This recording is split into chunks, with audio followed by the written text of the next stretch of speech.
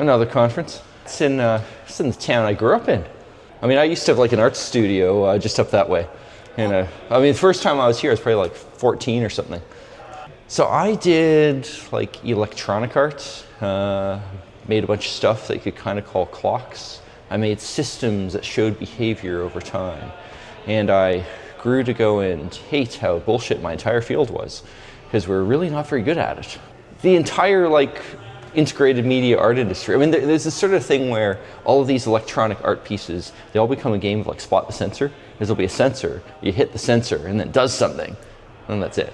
So, I tried very hard to make all my art pieces have no direct interaction with the person there, and rather be some like slow, long-term thing, which again gets back to, you kind of call them clocks. I hate to say this, but working on Bitcoin soft forks is much more artistically meaningful. Art is in everything. Art is in a beautiful idea. Check lock time, verify. You check the lock time and you verify. It's a beautiful piece of code.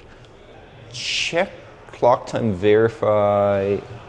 Yeah, I would have written in the GTA area. I won't narrow it down more than that, but GTA area. Although it's possible some of it I've written while I was traveling. I mean, since roughly 2014 when I was doing this full time, I suspect I've probably been to something like one Bitcoin conference every 1 to 2 months for, 12 years straight. So in theory, I agree with the idea that you can go fire miners. The problem is this is coming up in the context of BIP 110, where it looks like on activation day, there's a pretty good chance they're going to have 1% hash power. And under that circumstance, all right, maybe fire the miners. But to fire the miners and not have a fork, the people who do the firing need to represent some kind of economic majority. Enough people to meaningfully make the coins on the other side not worth enough. And if you do a show of hands and the people attending this, do they run a BIP 110 node? I really should have done it while on stage, but I suspect it might be 2, 3 people. Like they don't have the numbers. Now you compare that to say SegWit, where through the UASF movement to activate SegWit, there's a legitimate fire the miners moment. Now, do I think they necessarily had the economic majority? That's not clear. But it was sufficiently unclear that miners said, you know what? Let's avoid creating a bunch of drama and just do this reasonable thing called SegWit. BIP 110 is not reasonable. So their hope is, and I'm going to say hope, is that even if they get a minority of hash power, they can threaten the majority chain, the chain that Core and all the other implementations follow, in the sense that if the minority, the BIP 110 minority, eventually gets majority hash power, from the point of view of the Bitcoin Core nodes and Libra Relay and so on, they would then switch. Because BIP 110 is a soft fork, right? It only tightens the rules. From the perspective of Bitcoin Core, BIP 110 compliant blocks are all valid. Now, the problem with that argument is that, yes, that might be a reasonable argument if like 40% hash power was on BIP 110, but it'll probably have maybe 1%. And in 1%, what's the chance of 1% catching up? Very low. The lack of replay protection might actually go and shoot themselves in the foot there, because there will be the same amount of fees in activity on either side. So that is where you design the rules of the side that forks off so that transactions on the old side are not valid on the new side, or vice versa. There's some different ways of doing replay protection, but because the BIP 110 people are convinced that they will be Bitcoin, that what we call Bitcoin will be their chain, they have not done this. Now compare that to say, let me think, what's a good example of this? There are a few examples where they've just changed one little thing in the transaction format to ensure that transactions don't happen on both sides. This is also, this is an issue for wallets that want to cleanly separate the coins, then trade them separately. So if you have good replay protection, there should be an easy way to cleanly separate them. And BIP 110, the only good way to do that is deliberately create a BIP 110 non-compliant transaction. Probably the simplest way to do this is just put 2 op returns in it. I just don't agree with the BIP 110 guys. Now, from their point of view, they think the adversariality is the fact that they have not filtered out as they term it, or censorship as other people would term it. They haven't censored transactions that the BIP110 guys consider spam.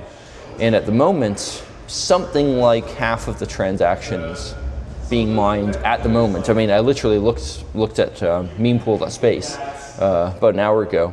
About half the transactions are things that BIP110 considers spam. So, other than Ocean, they're all mining this. And even Ocean actually mines some of these blocks containing quote-unquote spam, because miners pointing their hash power to Ocean have chosen to mine Bitcoin Core compliant mempool policies. Let's suppose that NOTs survives more than a day or two. So it does have some blocks. I mean, really, of course, given how slow blocks are, we really going to be talking like a week or two. But if it does survive, it's quite possible the way miners deal with this, they just say, look, we ran invalidate block on their chain. It certainly isn't going to switch. It wasn't likely to switch anyway, but you can be confident that the core chain is going to continue even if something weird happens. And one example of something weird happening could be maybe the BIP110 guys do an attack against Bitcoin, right? Maybe they start creating poison blocks that take a very long time to validate to try to get hash power either off the core chain entirely or make it ineffective. Maybe there's something entirely different that I didn't know about. I mean, maybe there's some way that they can remotely denial of service attack pools. The sky's the limit for what's possible. A good example is F2 Pool. Many years ago, they accidentally created a block that took, I think, at the time, like say 2-3 minutes to validate, because they created a very big transaction that quote unquote cleaned up a lot of very small transactions, or sorry, sort of a lot of like small dust, if you will, outputs. And due to the quadratic signature hashing bug that in the particular variant that they ran into used to exist in core, that block just took forever to validate. Now in that case, that block stayed. They didn't get reorged out by conflicting blocks being found, so they got lucky there. But there are quadratic hashing issues that remain that could be exploited intentionally, and maybe the NOTs guys try to go do this. Maybe this is part of a PR saying like, Bitcoin Core failed to fix these issues. We fixed it by virtue of the fact that you can't really do much with NOTs. Well, it's more than that though. Like economic nodes is also about people willing to buy Bitcoin, be it or coins, be it whatever chain it is. So, as an example, let's suppose I don't personally do many, if any, transactions, but I'm willing to go buy all of your Coinbase outputs and give you fiat in return. I, from your point of view, am a very relevant economic node because you as a miner want to earn money and I'm willing to go pay you for it. And my idea of what Bitcoin is the thing that Bitcoin Core does, not the thing that NOTs does. So I am making your coins valuable. Now it could go the other way. Maybe someone says, all right, I'm only buying BIP110 coins, end of story. Well, miner who chooses to mine BIP110, they now have an outlet to go sell their coins. Of course, the moment I go say I'm willing to buy BIP110 coins, people who think core is the way to go, they can split their coins and then start dumping their supply of BIP110 coins on me, and now the price goes down. Now that's assuming there even is an exchange. I mean, it's quite likely outcome of this is exchanges don't even think this is going to be a thing, so they don't actually provide a way to sell these coins, and BIP110 just dies. Like the node runners have power, economic nodes have power, miners have a type of power, devs have a type of power, thought leaders and influencers have a type of power. Like there are many different types of power, and it depends on what kind of thing you're talking about. And I think BIP110 is a type of thing where node runners who are in a minority, who think they have power because they just choose to go run some software, will find the hard way they have much less power than they think they do because they're not really part of the economic majority. They're just a small number of people. They think they can just kick the miners to the curb, but unless they get a lot more people adopting this, there's not much they can really do. And this is particularly true in a scenario where hash power just doesn't substantially mine the BIP110 chain. In that circumstance, you might get, like I said, a block a day. And a block a day looks like a chain that's useless and doesn't work. Well, I mean, I did get a soft fork in, check locked on verify, and my path to consensus there was to pick something so simple you actually could get wide agreement. And I think the next likely thing that will get wide agreement is the Great Consensus Cleanup. It's almost everyone agrees it's a good idea, fixes some issues. Some people have some opposition to certain things, some of it on really kind of kooky, well, we'd rather exploit this bug to like do this thing on Bitcoin, but probably it will be uncontroversial enough that there will be a path forward there. And since it's uncontroversial, it's possible the way this gets forward is you try a miner activated soft fork first, just on the basis that, look, we can all agree to go do this. Of course, some people say that's controversial because it puts miners first.